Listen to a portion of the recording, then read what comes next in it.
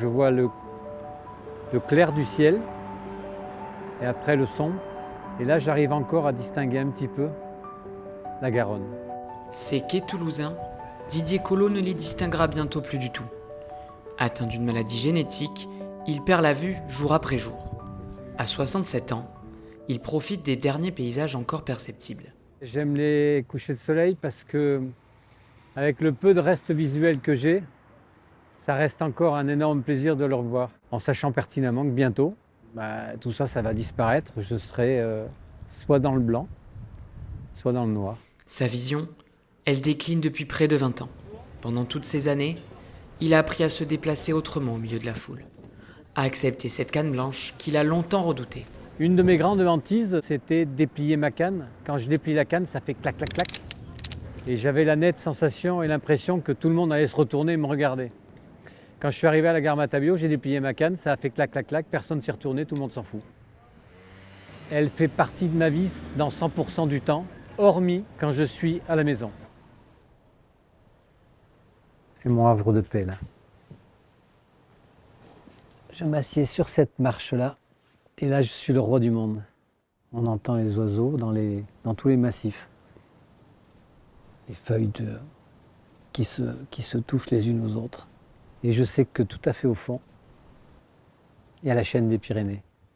D'abord directeur de radio, puis commercial, Didier a passé sa vie sur les routes. L'année de ses 45 ans, son destin bascule. La manière dont on l'a découvert, j'étais dans un magasin de vêtements et j'avais trouvé un pantalon rose pâle, un rose ancien qui était un peu sympa. Et il se trouve que le pantalon, il n'était pas rose pâle, il était jaune canari. Ça achetait un froid, quoi. Didier est atteint d'une choroïdérémie, une perte progressive de la vue. À 55 ans, il est contraint d'arrêter de conduire et de travailler. Ça a été une surprise, un choc, oui. Et de la même manière que quand tu te regardes dans la glace, tu ne te vois pas vieillir, moi je ne me vois pas décliner au niveau de la vision. Quand je prends conscience de ce que je faisais il y a 1 an, 2 ans ou 5 ans, je vois qu'il y a des choses que je ne peux plus faire.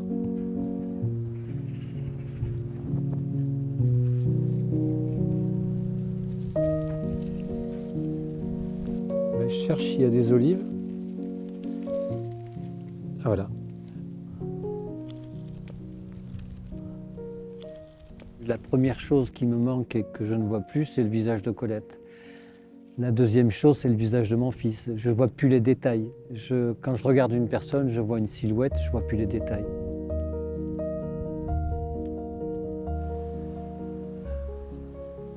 Depuis plus de 20 ans, il vit avec sa compagne Colette. Partager la vie de Didier, c'est aussi l'accompagner au quotidien. Je vais servir alors. Ouais. Mon but, c'est pas de tout lui faciliter. Au contraire, je veux essayer de le maintenir dans l'autonomie qu'il a et le plus longtemps possible. Ça me demande de moi plus de présence, plus d'aide. C'est aussi assez lourd pour moi.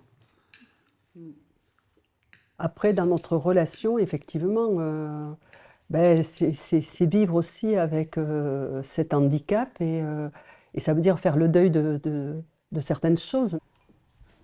À cause de sa maladie, Didier ne peut plus lire comme avant. Un manque difficile à combler dans sa nouvelle vie.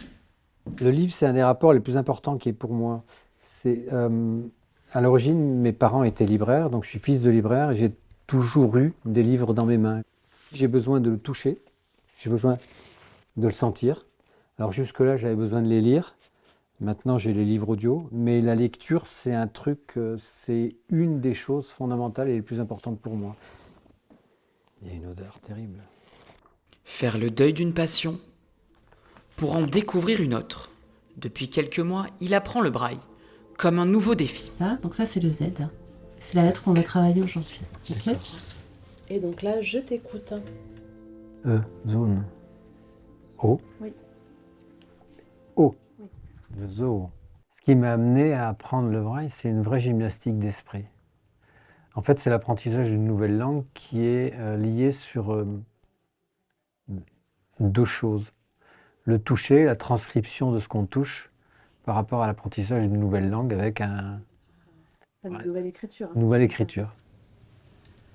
Le 1, Oui. O, P. C'est comme si j'avais un cahier qui était ouvert. Sur la page de gauche, petit à petit, je barre des choses que je ne peux plus faire. Et sur la page de droite, je mets des nouvelles choses que je fais depuis que la déficience visuelle est apparue. Et le braille est devenu une des premières choses. Remonte. Là, Sur cette page de nouveautés, Didier écrit ligne après ligne sa nouvelle histoire, à la recherche d'un nouvel équilibre. Continuer à avancer sans y voir. Ouais, voilà, c'est bon. C'est bon. Le 4, 6, 8. c'est bon? C'est bon? J'y vais. Je tâtonne, je cherche les prises.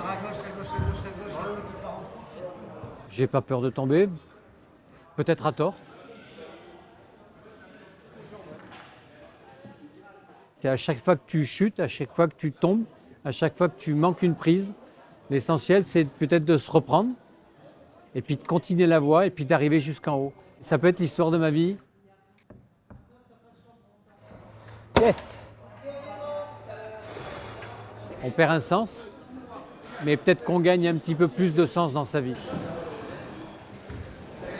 Elle était dure. Apprendre à se repérer dans le noir pour le reste de sa vie, Didier y pense chaque jour. Quand la nuit commence à tomber comme ça, c'est l'inquiétude qui est permanente dans ma tête. Mais ça, je l'ai toute la journée. Toute la journée, l'inquiétude de se retrouver dans le noir, c'est perpétuel. Quand je me réveille la nuit, c'est un truc auquel je pense. Quand il fait jour et qu'il n'y a pas de soleil, ça m'oriente vers le fait que demain ou après-demain, je serai dans le noir. Ça sera une étape qu'il faudra que je franchisse.